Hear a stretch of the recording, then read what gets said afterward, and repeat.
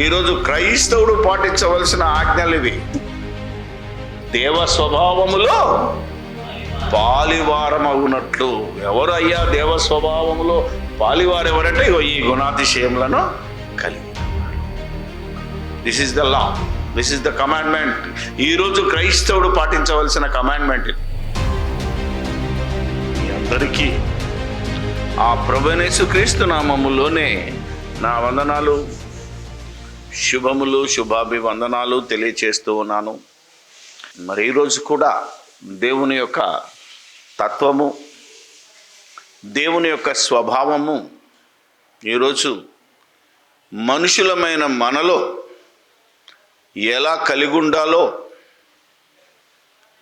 అలా దేవ స్వభావంలో పాలిభాగస్తులు కావాలని సంఘ స్థాపకుడు, అలాగే మరి అపోస్తలుడైన పేతురు మనల్ని ఏ విధంగా హెచ్చిస్తున్నాడో దానికి మూల కారణమైన దేవుని తత్వం, ప్రవక్తలు బోధించిన బోధను, ప్రభువైన యేసుక్రీస్తు చేసిన బోధను, ఆ తర్వాత అపోస్తలులు చేసిన బోధను మనం కనుక చూస్తే ఎక్కడ భేదం కనబడదు. ఎందుకంటే దేవుని యొక్క గుణలక్షణాలు, మరి మీరు ఆ కీర్తనాకారుడు ఏదైతే కీర్తనలు మీరు గ్రంథం చదివితే ఆ దేవుడు ఎంత దయాళుడో, ఎంత కృపామయుడో, ఎంత పరిపూర్ణుడో, ఎంతటి పరిశుద్ధుడో, ఎంతటి మరి ఏమనాలి, ఆయన వర్ణించలేని విధాలన్నీ కీర్తనలో ఉంటాయి. ఎందుకంటే కీర్తనే దేవుణ్ణి స్తుతించి కీర్తించి ఆయన గుణాతిశయములను చెప్పడము, పాడడమే కీర్తన. సో పాత నిబంధనలోని మనం కీర్తనలు చదివినా అందులో మరి దావీదు రాసిన కీర్తనలు ఉన్నాయి, సొలొమోను రాసిన కీర్తనలు ఉన్నాయి, మోషే రాసిన కీర్తనలు ఉన్నాయి. అంటే దేవుని యొక్క స్వభావ స్వరూపము లక్షణాలన్నీ మొత్తం మనకు పాత నిబంధన చదివితే అర్థమవుతాయి. దాంట్లో ఆయన ఎలాంటి బోధ చేశాడు ప్రారంభ మానవులకు. ఒక మాట మనం క్రీస్తు బోధ నుంచి ప్రారంభిస్తే పాత నిబంధనలో కూడా దేవుడు మత్తయి రాసిన సువార్తను కనుక మనం జ్ఞాపకం చేస్తే దేవుని సంకల్పం, దేవుని మనస్సు నెరిగి, దేవుని జ్ఞానము, దేవుని శక్తి అయి ఉన్నటువంటి యేసుక్రీస్తు ప్రభు ఏమని చెప్తున్నాడు అంటే మత్తయి రాసిన సువార్తలో 5వ అధ్యాయము. ఎందుకంటే క్రీస్తు బోధ మరి ప్రామాణికం కనుక క్రీస్తు, అపోస్తలులు, దానికి బేస్ అయినటువంటి ప్రవక్తల బోధ. 5వ అధ్యాయము 43 నుంచి, నీ పొరుగువానిని ప్రేమించి నీ శత్రువును ద్వేషించుమని చెప్పబడిన మాట మీరు విన్నారు కదా.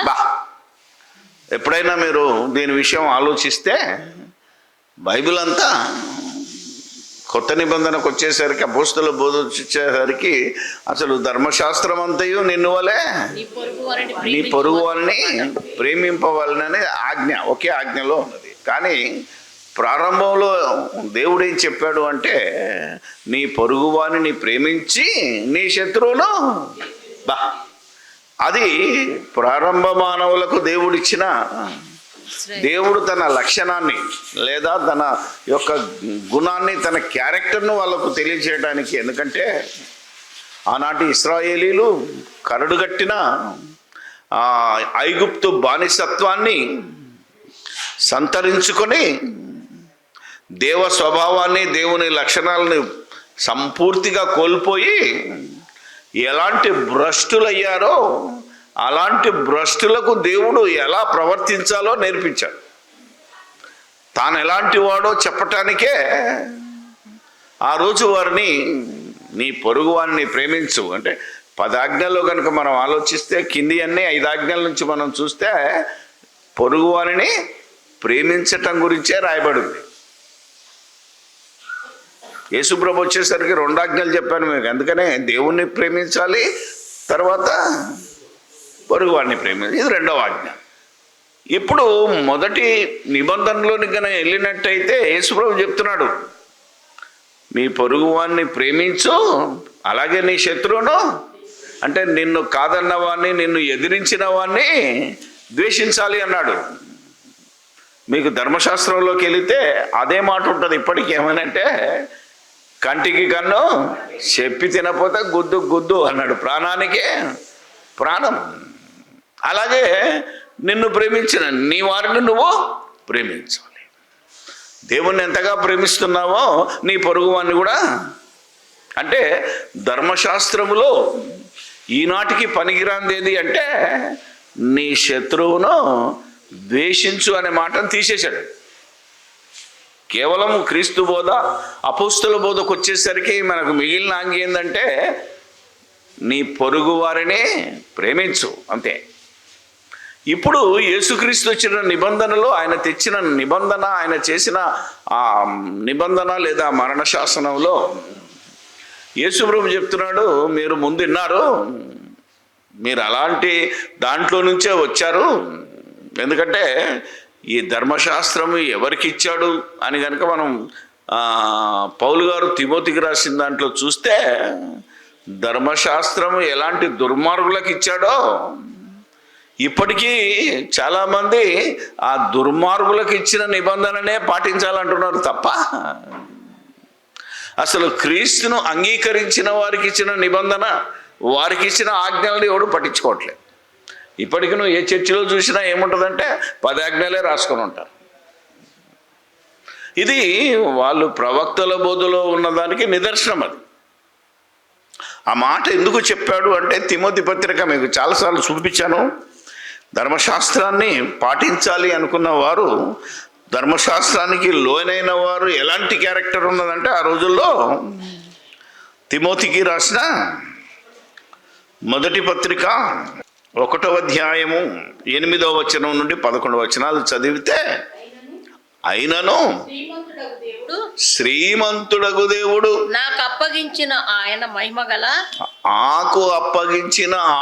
మహిమగల సువార్త ప్రకారము, అపోస్తులుడైన పౌలుకి, అపోస్తులకు అప్పగింపబడిన సువార్త ఎలా ఉన్నది, ఎలా ఉంటుంది, మీరు క్రీస్తు బోధ, అపోస్తుల బోధలో ఉంటే మీరు ఎలా నిత్య జీవానికి వారసులు అవుతారు, కానీ వాళ్ళకి ఇచ్చిన నిబంధన ఎలాంటిదో చెబుతూ ధర్మశాస్త్రము ధర్మ విరోధులకును, ధర్మానికి విరోధంగా ప్రవర్తించే వాళ్ళు, అవిధేయులకును భక్తిహీనులకును పాపిష్టులకును అపవిత్రులకును మతదూషకులకును పితృహంతకులకును మాతృహంతకులకును నరహంతకులకును వ్యభిచారులకును పురుష సంయోగులకును మనుష్య చోరులకును అబద్ధికులకును అప్రమాణికులకును హితబోధకు విరోధి అయిన వాడు మరి ఎవడైనను ఉండిన ఎడల అట్టివానికి నియమింపబడను గాని నీతిమంతునికి నియమింపబడలేదు అంటున్నాడు.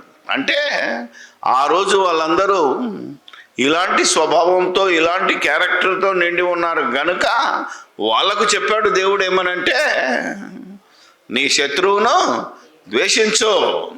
ఎందుకు? నాకెవడైనా శత్రువుగా, నాకెవడైనా వ్యతిరేకంగా నిలబడితే వాడిని కూడా నేను ద్వేషించి, దేవుని మాట, దేవుని ఆజ్ఞ ఎవడైతే పాటించకపోతే అప్పుడు స్పాట్ డెట్ ఉంటుంది, ఇమీడియట్ శిక్ష. ఎలాగైతే నన్ను గుద్దుమన్నాడో దేవుడు కూడా ఏం చేశాడంటే గుద్దేశాడని. ఎవడైనా నరహత్య చేశాడనుకో వాడిని స్పాట్ డెడ్లో చంప. ఎవడన్నా వ్యభిచారం చేశాడనుకో నడి బజార్లో రాళ్ళు తీసుకొని కొట్టి చంపేయాల. అంటే దెబ్బకు దెబ్బ. ఇలా చెబితేనే వాళ్ళు భయపడతారు కనుక ఆ నిబంధన వారికి ఇచ్చాడు దేవుడు. కఠినమైన నిబంధన అది. మనం అనుకుంటాం కొట్టినోని కొట్టచ్చు, తిట్టొచ్చు అనుకుంటాం, కానీ కొట్టినోని కొట్టడం కూడా ఎంత కష్టమో మీకు అనుభవంలోకి వస్తే కానీ తెలియదు. అవునా కదా?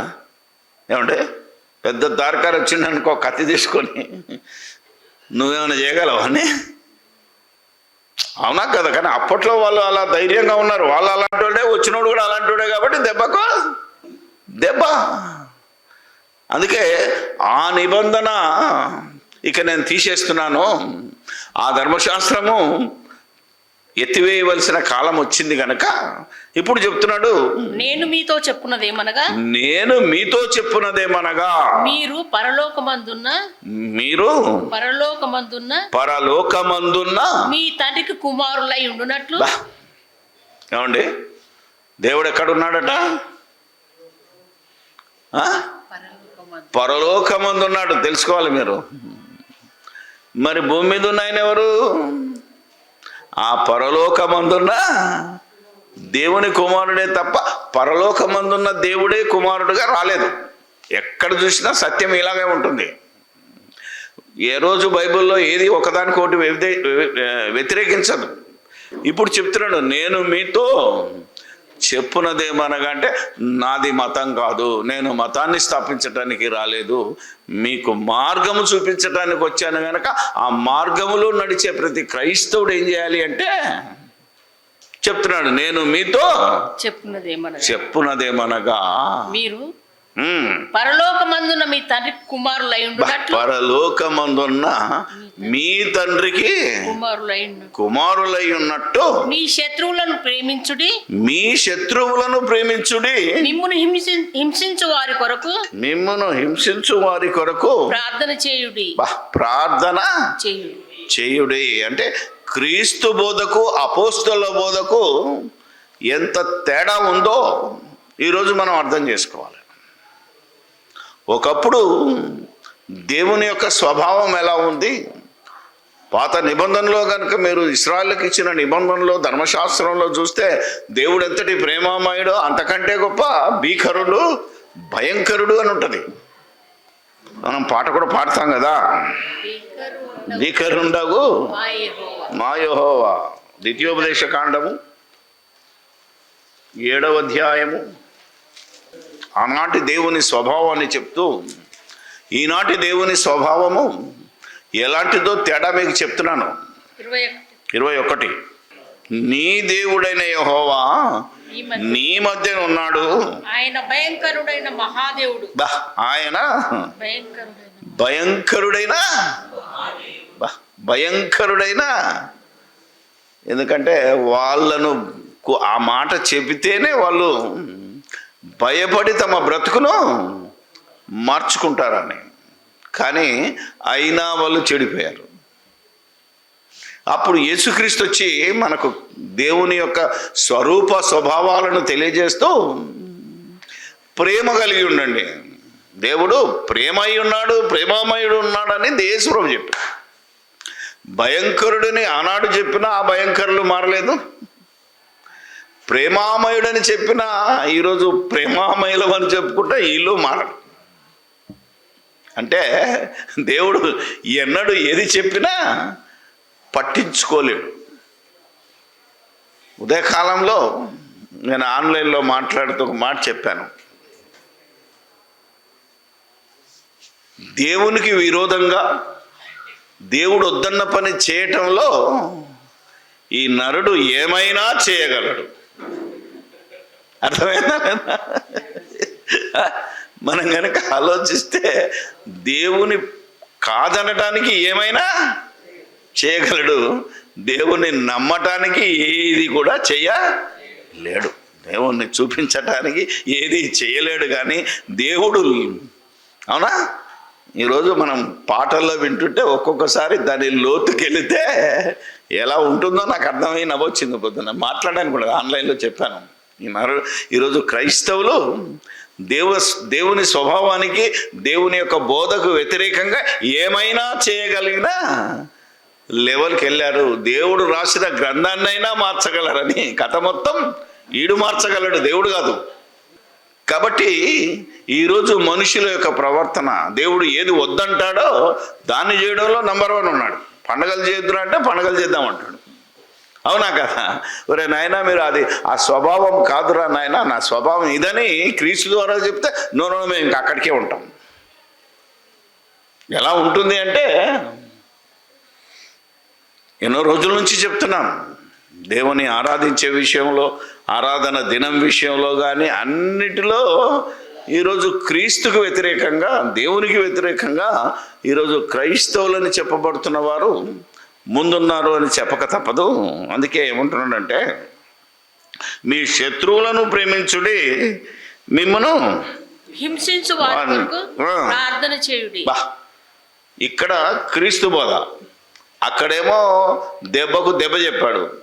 క్రీస్తు బ్రతికున్నప్పుడు, శరీరధారిగా ఉన్నప్పుడు, ఆయన ధర్మశాస్త్రానికి లోబడ్డప్పుడు ఏమంటున్నాడంటే, మిమ్మల్ని హింసించు వారి కోసం ప్రార్థన చేయుడి. కానీ సర్వ సత్యానికి వచ్చేసరికి అపోస్తుల బోధ దగ్గరికి వెళ్తే, రోమీయులకు రాసిన పత్రిక 12వ అధ్యాయము,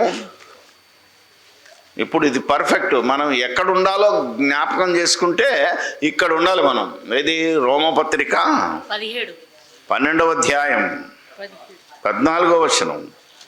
మిమ్మును హింసించు వారిని దీవించుడి. మిమ్మును హింసించు వారిని దీవించుడి. దీవించుడు గాని శపించవద్దు. దీవించుడి గాని శపింపవద్దు. ఇది పరిశుద్ధాత్మ.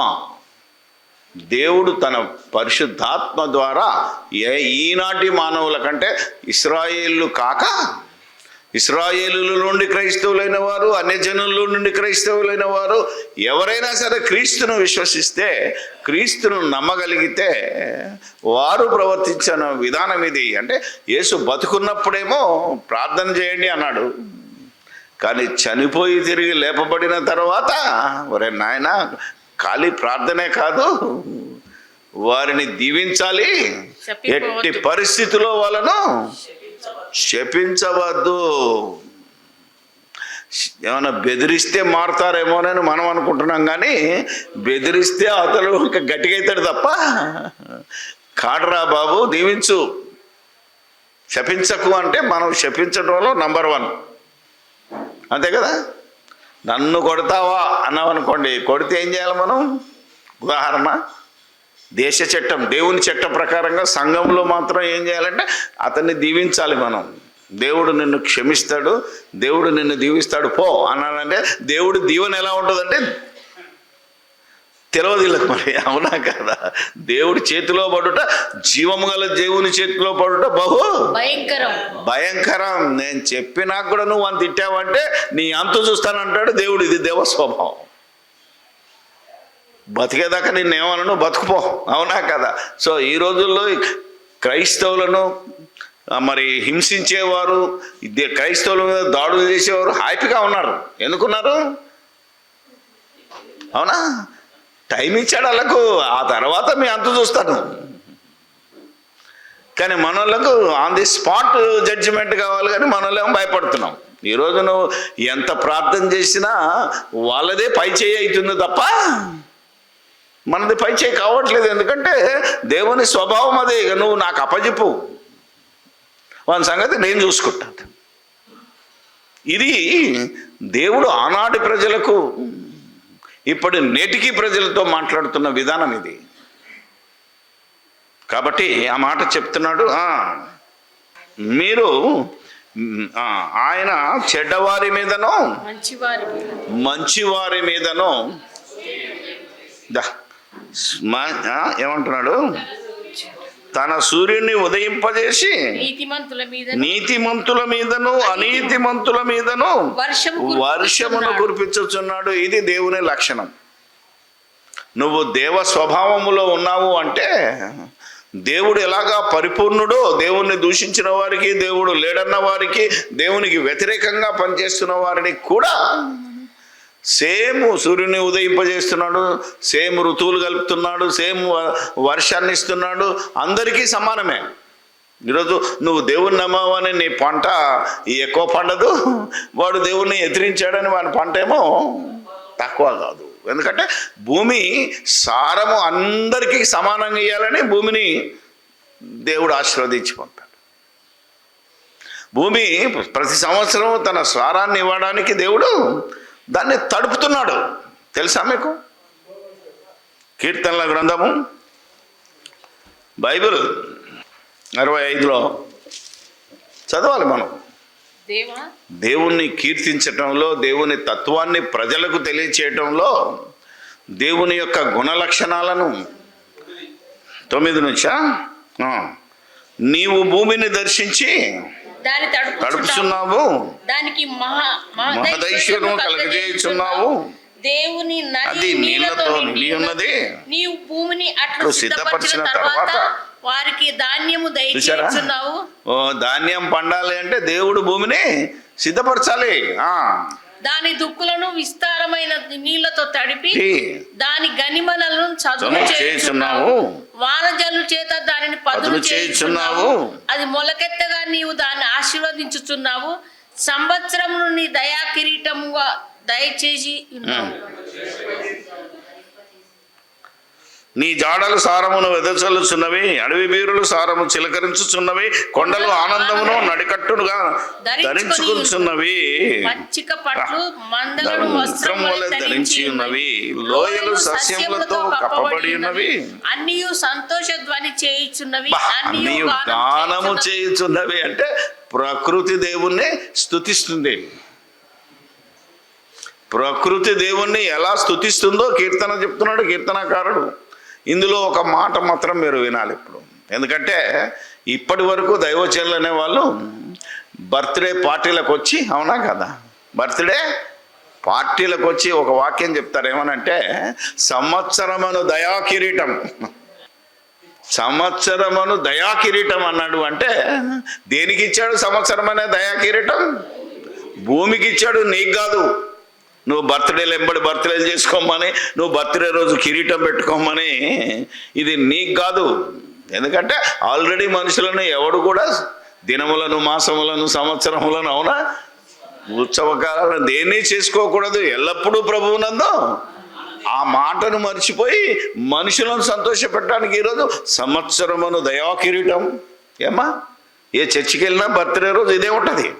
ఇది మనిషికి ఇచ్చిన దయా కిరీటం కాదు. సంవత్సరం అనేది భూమికి ఇచ్చాడు. ఎందుకంటే భూమి అందరికీ సమానమైన పంట. సూర్యరశ్మి, అవునా, వర్షం, ఎలా పంటలు పండుతున్నాయేమని ఇప్పుడు సైన్స్ చెప్పింది. కానీ అప్పుడు సూర్యుని ఉదయింపజేయాలి. ఎందుకంటే సూర్యుని ఉదయింపజేస్తే సూర్యరశ్మి ద్వారానే, అవునా కదా, పచ్చని ఆకులు కిరణజన్య క్రియ జరిపాలా, నీకు ఆహారంగా మారాలి, అది ఫలించాలి. ఇదంతా దేవుడు ఆనాటి జనాంగానికి ఈజీగా చెప్పేశాడు. ఎందుకంటే వాడికి అవసరం లేదు. ఇప్పుడు నువ్వు సైన్స్ అంటున్నావు కనుక అది సైన్స్ కూడా ఇగో ఇదే చెప్పు, దేవుని గొప్పతనం ఎందుకు ఇచ్చాడు అనేది.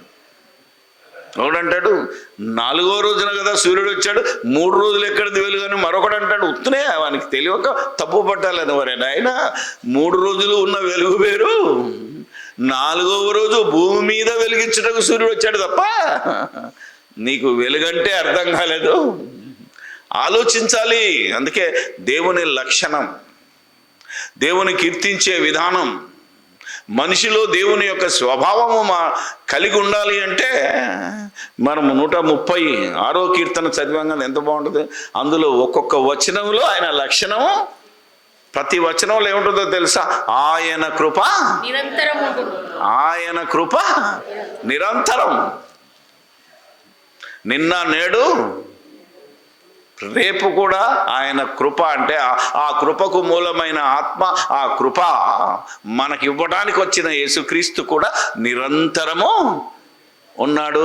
అందరినీ సమానంగా ప్రేమిస్తున్నాడు. ఎందుకంటే ఆయన అందరికీ ప్రభువు. నమ్మినోనికైనా ప్రభువే, నమ్మనోనికైనా ప్రభువే. కనుక ఈ భూమి మీద నమ్మినోనికి పంట పండుతుంది, నమ్మనోనికి కూడా, నమ్మినోనికి రోగం బాగవుతుంది, నమ్మనోనికి కూడా రోగం బాగవుతుంది. నమ్మినోడు ఇల్లు కట్టుకుంటాడు, నమ్మనోడు కూడా నీకంటే గట్టి కట్టుకుంటాడు. ఇంకా మాట్లాడాలంటే ఆలోచన చేయగలిగితే ఎంత లోతైన సంగతులను దేవుడు ఎప్పుడో చెప్పి పెట్టాడు.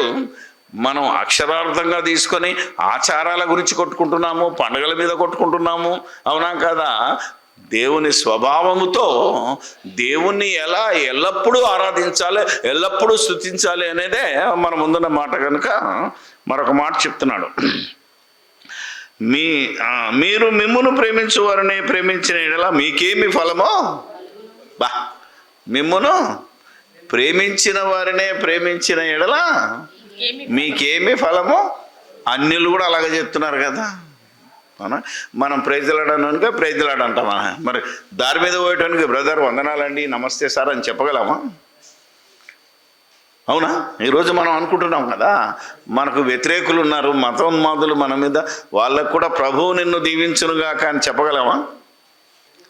కాటి క్రైస్తవుడికే చెప్పలేడు అంటాడు. అవునా కదా? కాదన్నోని తొక్కడమేగా. ఇప్పుడు ఈ సంఘంలో కూడా పలానాయన మీటింగ్కి వస్తే నేను రానంటోడు ఉన్నాడు ఇక్కడ. పలానోడు వస్తే నేను రాను, నేను వస్తే వాడు రాకూడదు అంటాడు. ఇక్కడ కూడా దాపురించాడు అంటే అరే ఉన్నారు. ఆలోచన చేయగలిగితే ఇది మహాభయంకరం. ఏమనుకుంటున్నారు మీరు? ఏదో పుణ్యానికి వచ్చింది తెరగా వచ్చింది అనుకుంటున్నావా? నిత్య జీవం పరలోకం. అందుకే చెప్తున్న మాట, ఆ దేవుని యొక్క తత్వాన్ని చెప్పటానికి యేసుక్రీస్తు ఆయన తన శరీరంలో దేవుని తత్వాన్ని చూపించాడు. దేవుని స్వభావము ఆయన శరీరము, ఆయన క్రియల ద్వారా మనకు చూపించాడు. అది క్రైస్తవుడు క్రీస్తును వెంబడిస్తున్నాను అని చెప్పేవాడు ఖచ్చితంగా చేయాల.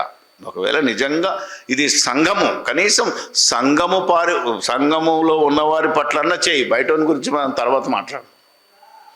ఎందుకంటే ఈ రోజుల్లో ఈ తత్వాన్ని వాళ్ళు ఆసరగా తీసుకొని దెబ్బ మీద దెబ్బేస్తున్నప్పుడు, నువ్వు దేశ చట్టం ఒకటి ఉంది, అవునా కదా? దేశ చట్ట ప్రకారంగా నీ మీద దాడి చేస్తే నువ్వు తిరిగి దాడి చేయొచ్చు. ఈరోజు దేశంలో ఉన్న రాజ్యాంగాన్ని మనం పాటిస్తున్నాం కనుక ఎవడైనా నీ కాంపౌండ్లోకి వచ్చి కొట్టాడనుకో, ఖచ్చితంగా ఆత్మరక్షణ కోసం అని తిరిగి కొట్టచ్చు.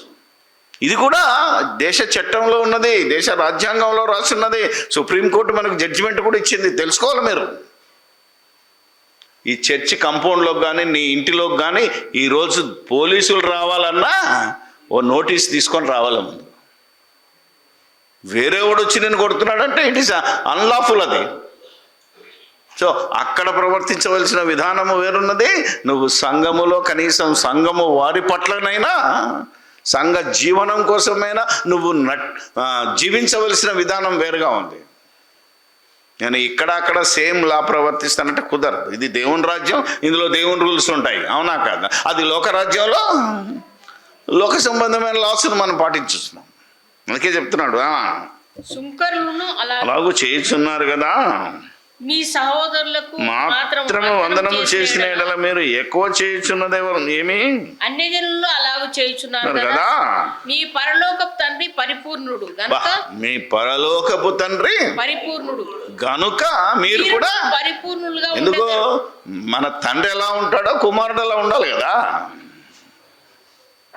ఇప్పుడు యేసుక్రీస్తు చెప్పాడు, తండ్రి ఏది చేయటం చూసినో కుమారుడు అదే చేస్తున్నాడు. అంటే నా తండ్రి ఏం చేస్తున్నాడో నేను అదే చేస్తున్నాను. అది ఆయన గురించే రాయబడింది. మళ్ళా నా కుమారుడు నాలాగా చేయాలని రూల్ లేదు, అవునా కాదు? ఇది ఆ వచనం యేసుక్రీస్తుకు తండ్రికే వర్తిస్తుంది తప్ప నీకు నాకు కాదు. ఎందుకంటే తండ్రి చేసేదానికి కొడుకు వ్యతిరేకంగా చేయొచ్చు, తల్లి చేసేదానికి బిడ్డ వ్యతిరేకంగా చేయొచ్చు, అవునా కదా? ఈ రోజున్న పరిస్థితి వేరు. నువ్వు నిజంగా దేవుని కుమారుడవైతే దేవుడు చేసిన క్రియలే నువ్వు చేయాలి. ఇది ఈరోజు కాదు, ఇంకా రాబోయే ఎన్ని రోజులకైనా ప్రతి క్రైస్తవుడు పాటించవలసిన విధానం, పద్ధతి, నడవడి. దీన్ని మనం ఒకవేళ ఇప్పటికైనా సాధించలేకపోతే ఇప్పటి నుంచైనా మనం ప్రాక్టీస్ చేయాలి. దీన్ని మనం అభ్యాసం చేయాలంటారు, ఊరికే రాదు, అవునా? పుట్టుకతో ఎవడు అన్నీ నేర్చుకున్నాడు కదా, బయటకు వచ్చినాక ఇప్పుడు కదా మనం నేర్చుకుంటున్నాం. ఏదో దేవుడు వరం ఇచ్చాడు నాకనో, లేకపోతే దేవుడు కాదు, ఏదైనా నువ్వు ప్రాక్టీస్ చేస్తే చేయగలవు. ఒక క్రికెటర్ కావాలంటే ప్రాక్టీస్ చేయాలి, అవునా? ఒక కబడ్డీ ప్లేయర్ కావాలన్నా ప్రాక్టీస్ చేయాలి, ఒక పాస్టర్ కావాలన్నా ప్రాక్టీస్ చేయాలి, ఒక పాటగాడు కావాలంటే ప్రాక్టీస్ ఉండాలి సంగీతంలో. సో ఇది మనం నేర్చుకొని అభ్యాసం చేయవలసిన పని కనుక మీరు నా యొద్ద నేర్చుకొనుడి అన్నాడు. తెలుసా మీకు? నేను సాత్వికుడను దీన మనసు గలవాడను కనుక మీరు నా కాడి మీ మీద పెట్టుకొని నేర్చుకోమన్నాడు. ఈ స్వభావ లక్షణాలు నేర్చుకోవాలి. ఎందుకంటే మనం సంఘంలో ఉన్నాం, సమాజంలో ఉన్నాం, కుటుంబంలో ఉన్నాం. కాబట్టి ఈ స్వభావము, క్రీస్తు స్వభావము మన యందు ఏర్పడాలి. క్రీస్తు స్వరూపము మన యందు ఏర్పడు వరకు ఒక అపోస్తలుడికి ప్రసవ వేదన కలిగింది అంటే మనం ఆలోచించాలి. మనం ఇక చివరగా దేవుని యొక్క స్వభావంలో పాలివారు కావాలి అంటే పేతురు పత్రిక చదువుకొని, పేతురు గారు రాసిన 2వ పత్రిక 1వ అధ్యాయము 4వ వచనం. ఆ మహిమ గుణాతిశయములను బట్టి అమూల్యములను అత్యధికములనైనా వాగ్దానములను అనుగ్రహించి ఉన్నాడు. దురాశను అనుసరించుట వలన లోకమందున్న భ్రష్టత్వమును ఈ వాగ్దానముల మూలముగా మీరు తప్పించుకొని దేవ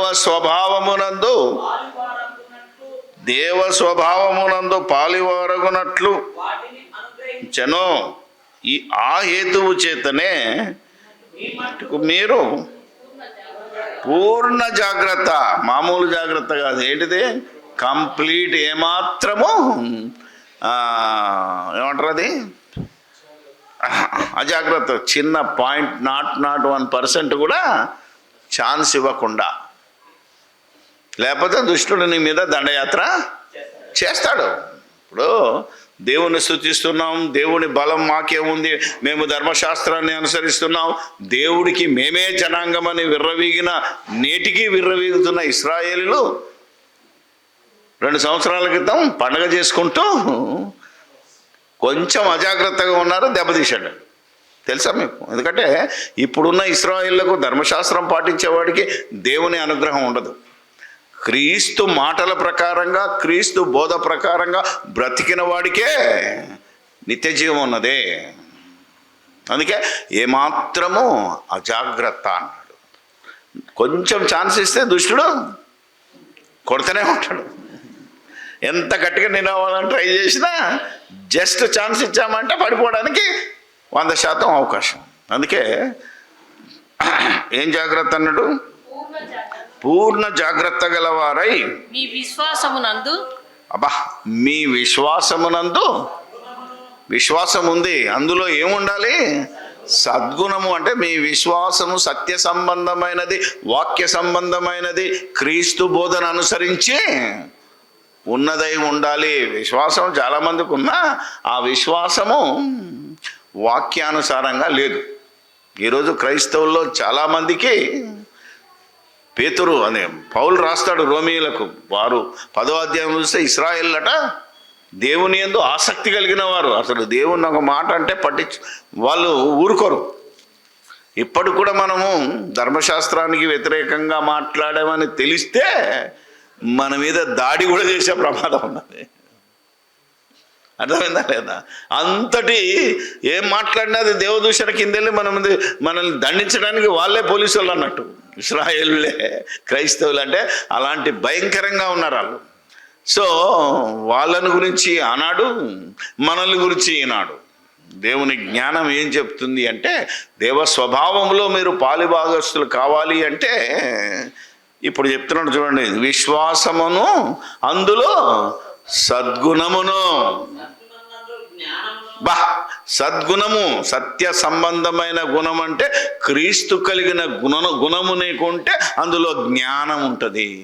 అంటే దేవుని గురించిన తత్వము, దేవత్వము, దేవుని యొక్క సమస్త స్వభావము నీకు అర్థమైపోతుంది కనుక జ్ఞానమును. జ్ఞానం ఉంటే ఏమొస్తుందట? ఆశా నిగ్రహమును. ఆశా నిగ్రహము అంటే దేవుని జ్ఞానమైన యేసుక్రీస్తు నీలో ఉంటే ఆశ నిగ్రహము. అంటే ఏదైతే ఆశిస్తున్నామో దాన్ని ఆశించకుండా నిగ్రహించుకునే శక్తి. ఎందుకంటే యేసు ప్రభు వల్ల ఆశా నిగ్రహంతో బతికాడు. పెళ్లి చేసుకుంటే ఇట్లయితే కష్టం బాబు, మాకు పెళ్ళి వద్దని అంటే ఏమంటాడంటే, అది అనుగ్రహింపబడిన వారికే సాధ్యము, దేవుని రాజ్యము నిమిత్తము నపుంసకులుగా చేసుకున్న వాళ్ళు ఉన్నారంటాడు మత్తయి సువార్త 19లోకి వెళ్తే. అలాగా జ్ఞానం ఉంటే ఆశ నిగ్రహము, ఆశా నిగ్రహమునందు సహనమును. అబ్బా, ఆశా నిగ్రహం ఉంటే సహనం వచ్చేస్తుంది, ఆటోమేటిక్గా ఏమొస్తుంది? సహనము. సహనం అంటే సహించే గుణము. ఎంతవరకు సహించాలనేది ఓర్పు. మళ్ళా సహనం వేరే, ఓర్పు వేరే ఉంటుంది. ఈ సహనాన్ని ఓర్పుతో సహించాలి, దీర్ఘశాంతముతో సహించాలంటే ఒక్కొక్క వచనాన్ని మనం విడగొడితే మన కాపురమైన మన సంఘమైన నిత్యము ఎత్తబడే సంఘముగా, నిత్యము జీవించే సంఘముగా ఉండాలి అంటే ఇంత లోతుకి వెళ్ళి, ఇది దేవ స్వభావములో పాలివారమగునట్లు. ఎవరు అయ్యా దేవ స్వభావములో పాలివారు ఎవరంటే ఈ గుణాతిశయములను కలిగిన అలాంటి సమాజముగా, అలాంటి సంఘముగా, అలాంటి దేవుని పిల్లలంగా ఈరోజు మనం ఉండాలి. అప్పుడే మనకు పరలోకం. This is the law, this is the commandment. ఈరోజు క్రైస్తవుడు పాటించవలసిన కమాండ్మెంట్ ఇది. సహనమునందు భక్తిని, సహనమునందు భక్తి. అందుకే మీకు ఫిలిప్పీ పత్రిక నేను ఎప్పుడు రాసుకుంటాను, ఎల్లప్పుడూ ప్రభువునందు మీ సహనమును సకల జనులకు. ఎందుకంటే సహనం ఉంటే ఆటోమేటిక్గా వాళ్ళందరూ భక్తిపరులు, నీ కూడా భక్తిగా నువ్వు నిరూపించబడతావు. సో ఎట్టి సంబంధం ఏ విషయంలోనైనా నువ్వు ఆనందించాలి. వ్యతిరేకించడానికో, కాదనడానికో, తప్పించుకోవడానికో అవకాశం లేదు. భక్తి యందు సహోదర ప్రేమను, భక్తి యందు సహోదర ప్రేమను. అప్పుడు ఏదైతే భక్తి ఉంటుందో వెంటనే ఆటోమేటిక్గా మనం అందరినీ ప్రేమించగలుగుతాం. యేసుక్రీస్తు కూడా భయభక్తులు కలిగి ఉన్నందున ఆయన అంగీకరింపబడ్డాడు కనుక ఆయన అందరినీ ప్రేమించాడు, అందరినీ ప్రేమించగలుగుతున్నాడు. అంటే భక్తి ఉంటే సహోదర ప్రేమ ఆటోమేటిక్ వచ్చేస్తుంది. నేను భక్తిపరున్నని నువ్వు మోకాలు లేచి, అవునా కదా, ఒకడు 4 గంటలు లేచి ప్రార్థన చేస్తాడంట, కానీ పక్కని ప్రేమించలేవు. అవునా కదా, తన సహోదరుణ్ణే ప్రేమించలేడు. నువ్వు 4 గంటలకు లేచి ప్రార్థన చేసి బైబుల్ చదివి అని పాటలు పాడితే ఏం లాభం? ఆలోచన చేయాలి కదా. ఒకసారి నేను ఇంట్లో నిలబడుతుంటే సంఘంలో వాళ్ళకేంటిదట, మోకాలు లేచే ప్రార్థన చేయాలి, లేకపోతే కుదరదు. నువ్వు మోకాలు లేచినా నీ మనసు వంగకపోతే, ఏమండి, మోకాలు లేచినావు అనుకో నొప్పిలేస్తుంది కదా. అమ్మ ఎందుకురా ఈ దరిద్రం పద్ధతి, నా మోకాళ్ళు నొప్పిలేస్తున్నాయి, ఎప్పుడు మోకాళ్ళ నుంచి లేస్తే బాగుండు అన్నోడికి ఆడి మాట వింటాడు దేవుడు అని ఎందుకు బలవంతంగా మోకాళ్ళు ఉంచుతున్నావు? అవునా కదా. భక్తి అనేది మనసులోంచి పుట్టుకు రావాలి, భయం అనేది నీ హృదయంలో నుంచి రావాలి. నిన్ను నిలబడ్డా పడుకున్నా ఏమ్మా. అందుకని అన్ని చోట్ల అన్ని పద్ధతులు ఉండవు. ఎక్కడ ఏది అనుకూలమైందో అలాగే ప్రేమించు, అలాగే ప్రార్థన చెయ్యి, అలాగే దేవునికి భయపడు. సహోదర ప్రేమయందు దయను అమర్చుకొనుడి. సహోదర ప్రేమయందు దయ ఉండాలి. ఎందుకంటే ఉత్తనే ప్రేమిస్తున్నానని మాట చెప్పి నువ్వు పని చేయకపోతే కష్టం కదా. అందుకని అందులో నీకు దయతో కూడిన ప్రేమ, దయ ఉండాలి. దయ లేకుండా నువ్వు ప్రేమ చూపించినా వేస్ట్ కదా. ఇంత లక్షణాలు ఉన్నాయట. ఇవి మీకు కలిగి విస్తరించిన ఎడల అవి మన ప్రభు అయిన యేసుక్రీస్తును గురించిన అనుభవ జ్ఞానం విషయంలో మిమ్మును సోమరులైనను నిష్ఫలులైనను కాకుండా చేయును. ఇది ఎవరికి లేకపోవునో వాడు తన పూర్వ పాపములకు శుద్ధి కలిగిన సంగతి మరిచిపోయి గుడ్డివాడును దూరదృష్టులు లేనివాడును. అందువలన సహోదరులారా, మీ పిలుపును ఎందుకు పిలువబడ్డారు? ప్రయాసపడి భారము మోయిస్తున్న సమస్త జనులారా నా యొద్దకు రండని ఎందుకు పిలిచాడు మిమ్మల్ని? ఎందుకు పిలిచాడు? అవునా కదా. మీరు దేవ స్వభావములో పాలివారయ్యి దేవలోకానికి వెళ్ళవలసిన వారు, దేవ స్వభావము కలిగినటువంటి క్రీస్తును అనుసరించి, క్రీస్తును వెంబడించి, క్రీస్తు యేసులోనికి రూపాంతరము చెంది దేవుడున్న లోకము అదే పరలోకం. అక్కడికి వెళ్ళవలసిన వారై ఉన్నారు కనుక మీరు ఇలా బ్రతకండి. This is the commandment. ఈరోజు క్రైస్తవుడు పాటించవలసిన ఆజ్ఞలు ఇవి. ఇందులో అన్నీ వచ్చాయి, మళ్ళా లేవనకు మొత్తం ఉంటాయి. అందుకని జాగ్రత్తగా క్రైస్తవుడు, క్రీస్తు సంఘము బ్రతకవలసిన విధి విధానాలలో మొట్టమొదటిదే దేవ స్వభావములో పాలివారగుట. అదే పేతురు రాసిన మొదటి పత్రికలో ఏమంటాడంటే, నేను పరిశుద్ధుడనై ఉన్నాను కనుక మీరును అని దేవుడు ఇశ్రాయేలుకు చెప్పిందే మళ్ళా జ్ఞాపకం చేస్తున్నాడు ఇక్కడ. 1:14 నేను పరిశుద్ధుడనై ఉన్నాను గనుక మీరును పరిశుద్ధులై ఉండుటని వ్రాయబడి ఉన్నది. అంటే దేవుడు పరిశుద్ధుడు అంటే దేవుని స్వభావ స్వరూప లక్షణాలు పరిశుద్ధత.